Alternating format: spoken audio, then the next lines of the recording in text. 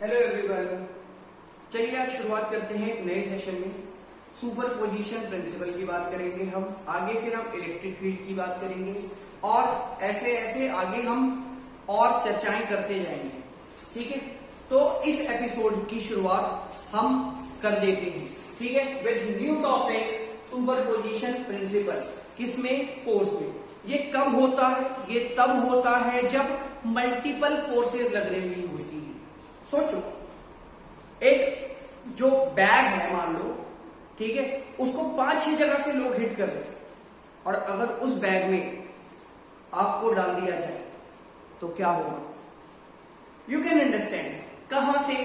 या फिर एक भीड़ में जब किसी को भी पीटने लग जाते हैं तो वो दैट फॉलोज सुपरपोजिशन प्रिंसिपल। ठीक है, तो वहां जाके पर ये मत बोलने लग जाना कि देखो सुपरपोजिशन प्रिंसिपल का एग्जांपल। ठीक है, अब बात करते हैं फोर्स क्या होती है। हमने कूलम्स लॉ में पढ़ा था, फोर्स इज इक्वल टू 1/4πε0। अगर दो चार्जेस हैं Q1 Q2 तो Q1/Q2 R² सेपरेटेड बाय, अगर सेपरेट किया डिस्टेंस R है। और अगर ये वेक्टर क्वांटिटी है तो हम सीधे बस R कैप का मतलब होता है यूनिट वेक्टर, जो कि इसकी दिशा यानी डायरेक्शन को बताता है। ठीक है, तो अब मान लो फॉर एग्जांपल ये 4 नंबर 1 है Q1, ये 4 नंबर 2 है Q2, ये 4 नंबर 3 है Q3। अब इन सब के पोजीशन वेक्टर है मान,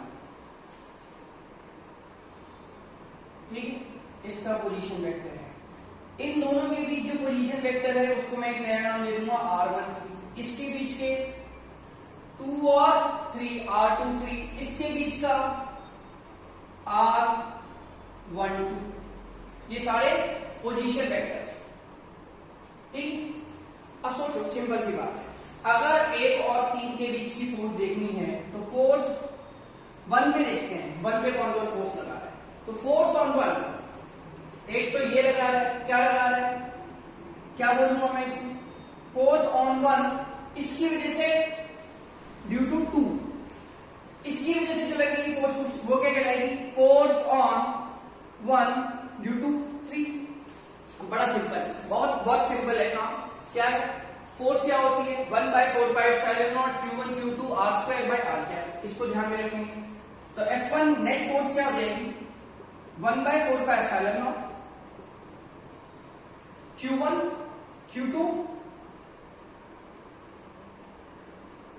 R12 का मैग्नीट्यूड, जो भी ये मैग्नीट्यूड होगा और जो भी इसकी डायरेक्शन होगी।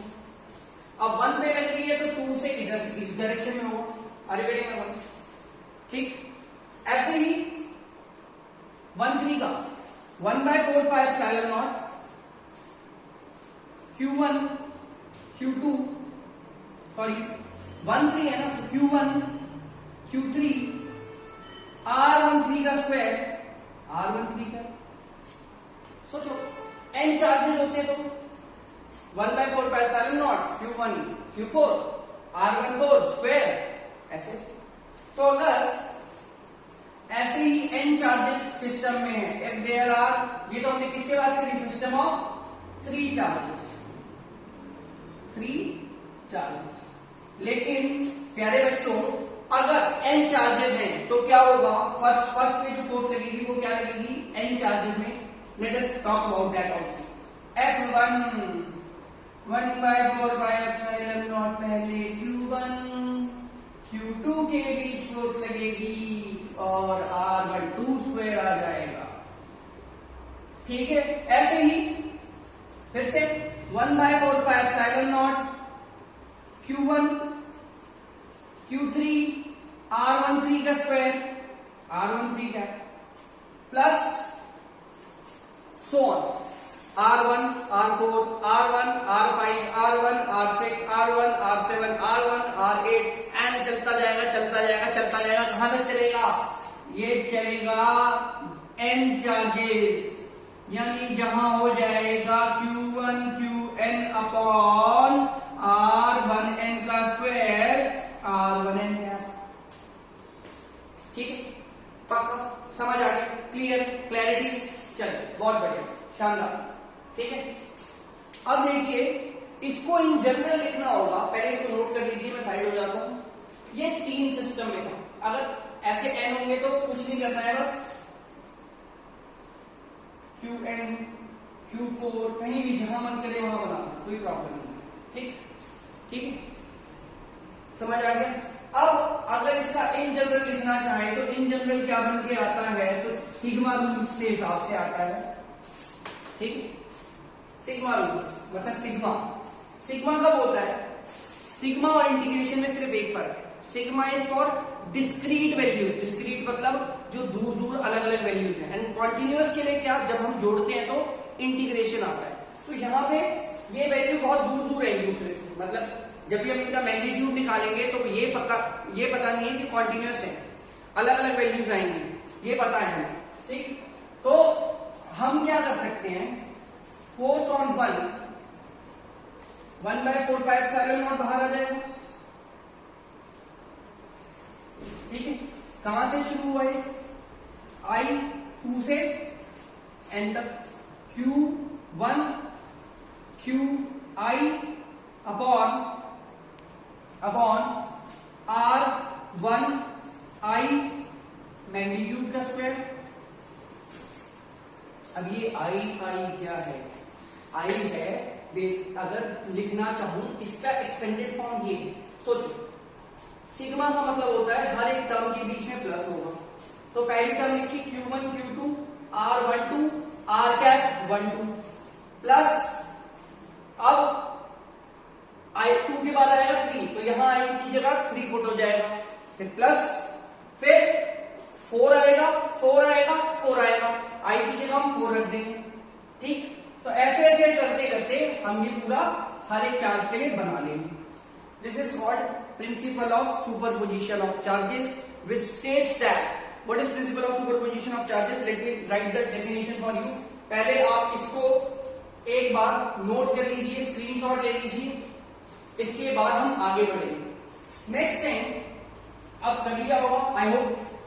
तो अगली चीज है प्यारे बच्चों, प्रिंसिपल ऑफ सुपरपोजिशन की डेफिनेशन। देखो सिंपल सी बात है, क्या किया तुमने ये किया, एक फोर्स निकाली 1 चार्ज पे 2 चार्ज की वजह से, फिर 3 की वजह से, फिर 4 की वजह से, और सबका क्या कर दिया, वेक्टर सम। क्या कर दिया, वेक्टर सम। तो मैं जनरली ये भी लिख सकता हूं कि F net is equal to vector sum of F1 F2 F3 dot dot dot Fn। तो principle of superposition states that the net force on one charge due to multiple charges is always equal to the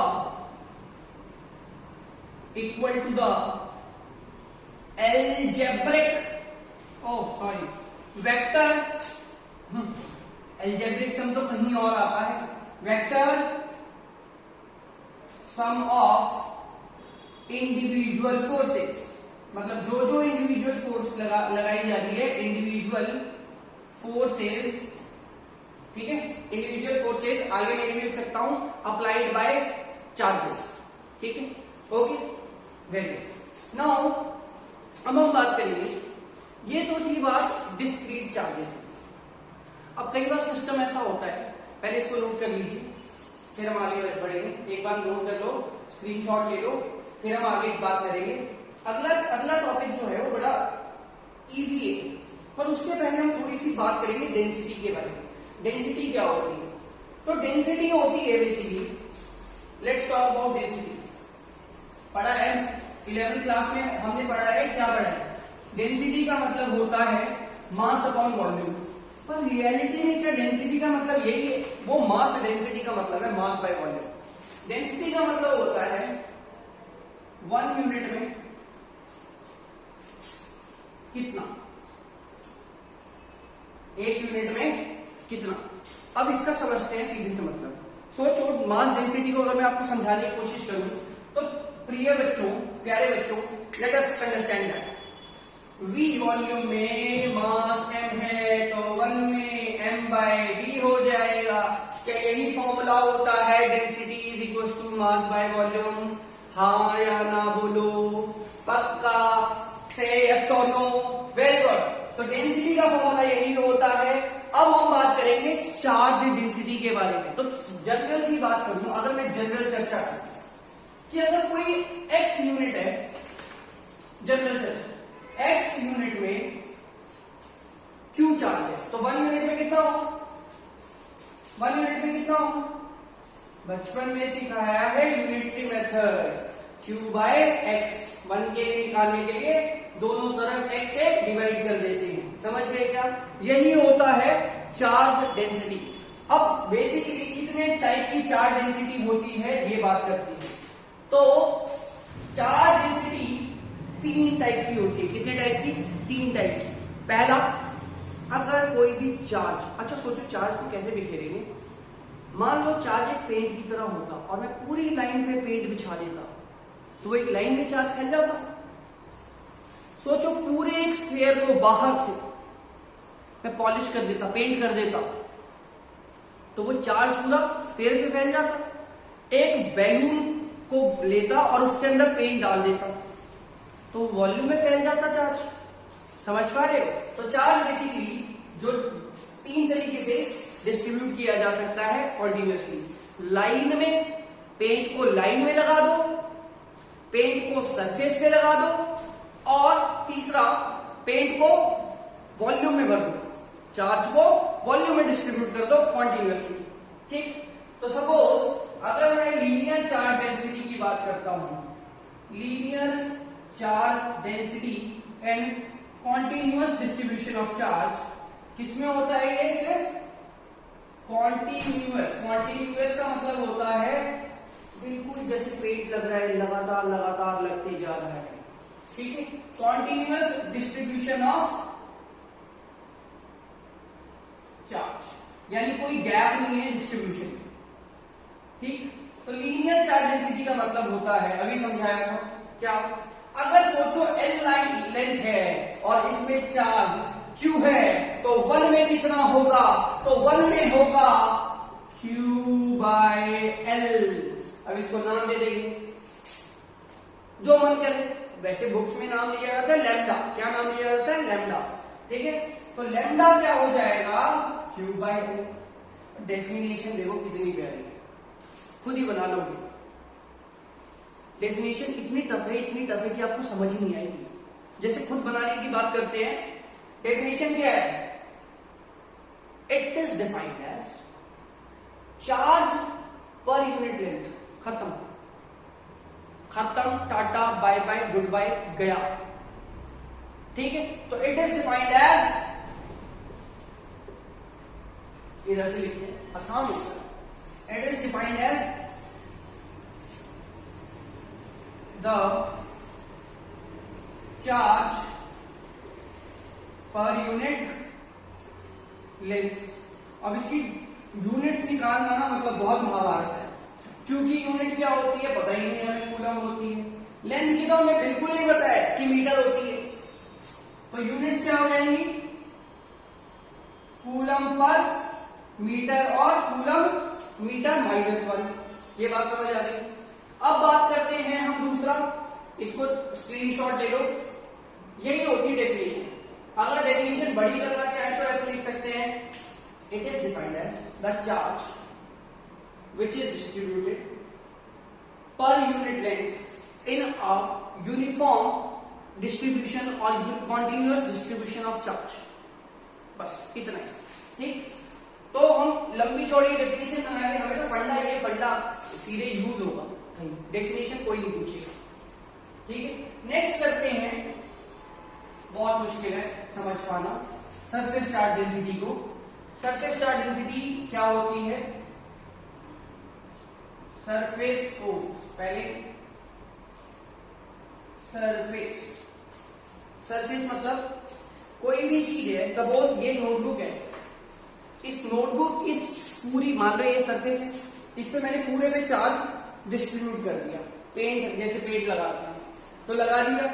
अब मैं इसके किसी भी एक point पे जो एक यूनिट है, ठीक है, एक यूनिट है, उस पे मैं क्या कर दूंगा, निकालने की कोशिश करूंगा, ठीक है। तो अगर मान लो कोई ऐसा सरफेस है, अमीबा बन गया है, तो अमीबा का न्यूक्लियस बना दे, तो ये अमीबा का न्यूक्लियस है, ठीक है। अच्छा, इसका इसे मानते हैं 1 यूनिट, ठीक है। सारे फिजिक्स में भी बायो पढ़ाने लग गए, ठीक है। वैसे सच बताऊं, कभी कभी मुझे ऐसा लगता है कि बायो ना लाइफ का सबसे टफेस्ट सब्जेक्ट है। इतनी सारी चीजें, मतलब I hats off to medical students जो इतनी सारी चीजें याद कर लेते हैं, लेकिन ऐसा भी इंटरेस्ट की बात है, कईयों को फिजिक्स में ज्यादा मजा आता है, आनंद, ठीक है। तो अब सोचो इस पूरे एरिया पे अगर Q4 था तो 1 पे कितना होगा, ओह माय गुडनेस, Q/A होगा। बहुत ही टफ था एक पे निकालना। तो जल्दी जल्दी बताओ, जल्दी जल्दी बताओ, डेफिनेशन क्या होगी। डिफाइंड है, सिंपल सी बात है, चार्ज पर यूनिट एरिया। बाकी ऐसा है, लिखने में तो कुछ भी लिख सकते हैं, लेंथी करने के लिए। It is defined as, 4 word हो गए। The charge which is distributed per unit area in a continuous charge distribution when charge is spreaded over an area। लिख लो, मना किया है किसी ने, डेफिनेशन, ठीक है। तो इसको डिनोट करते हैं हम, ये आपका फेवरेट वाला आया, सिग्मा है, सिग्मा रूल्स मत लिखने लग जाना, सिग्मा रूल्स गाना चलने लग जाता होगा, सिग्मा रूल्स सुनिए दिमाग में, हाँ। तो Q/A, units units units units units क्या हो जाएगी, जल्दी बोलो बेटे, प्यारे प्यारे बच्चों बताओ जरा। कूलम पर मीटर स्क्वायर, कूलम पर मीटर स्क्वायर, खुद बोलना है, जब जब पढ़ो तो बोलो। अच्छा, कूलम पर मीटर स्क्वायर आ गया, ठीक है। तो कूलम पर मीटर स्क्वायर ये भी हो गया जी। अब हम करेंगे वॉल्यूम वाला, वॉल्यूम चार्ज डिस्ट्रीब्यूशन। कि मान लो एक स्फीयर है, स्फीयर के उस पे चार्ज डिस्ट्रीब्यूटेड है, तो क्या होगा, तो इसको नोट कर लो पहले, जल्दी से, आराम से, शानदार तरीके से पढ़ते जाएंगे, शानदार तरीके से सीखते जाएंगे, लड़ते जाएंगे और मार्क्स अपने आप आ जाएंगे, ठीक है।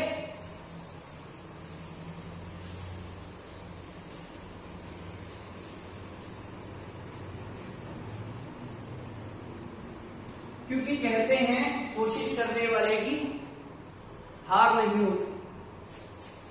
बड़ा सिंपल सा कोड है, लेकिन बहुत ही इफेक्टिव। डरना मना है और करना जरूरी है।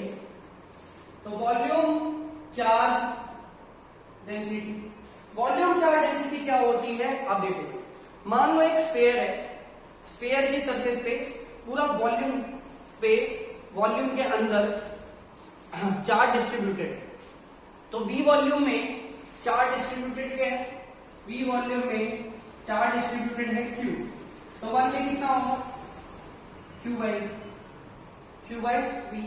अच्छा, तो जल्दी से बताओ, इसको मैं डिनोट कर देता हूं। ये तो देखा है रो, ठीक है, rho is equal to Q/V, unit हो जाएगी कूलम पर मीटर क्यूब, कूलम पर मीटर क्यूब। अच्छा, और इसकी डेफिनेशन सिंपल है, चार्ज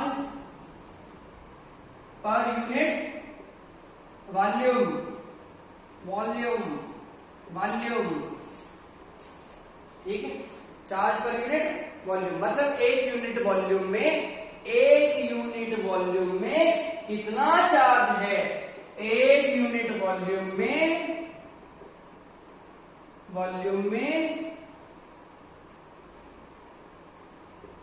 कितना चार्ज है, यही क्या कहलाएगा, वॉल्यूम चार्ज डेंसिटी कहलाएगा। समझ में आ गया, पक्का क्लियर है, स्प्राइट वाला या क्रिस्टल वाला, ठीक है। अब नेक्स्ट थिंग जो हम पढ़ेंगे, नेक्स्ट चीज जो हमें पढ़नी है, उससे पहले हम थोड़ा सा एक आधा एग्जांपल ऐसे, जैसे वॉल्यूम चार्ज डेंसिटी है, तो मान लो फॉर एग्जांपल एक सिंपल सा क्वेश्चन है, just in terms of radius लेंगे। Suppose there is a sphere, आइए बना देते हैं। Suppose there is a sphere of radius r, radius r का स्फीयर है, ठीक है। what will be the volume charge density given alpha coulomb of charge is given to the sphere। तो क्या हो जाएगा, सिंपल, v वॉल्यूम में कितना चार्ज है, v वॉल्यूम में, तो अगर मैं देखूं formula rho is equal to q by v, q क्या है अल्फा, v क्या है 4/3 पाई आर क्यू, ओके। तो क्या बन जाएगा 3 alpha by 4 pi r q, this will be your answer, as simple as it is, ठीक है। पक्का समझ आ गया। तो सरफेस चार्ज डेंसिटी के बारे में बात कर रही है।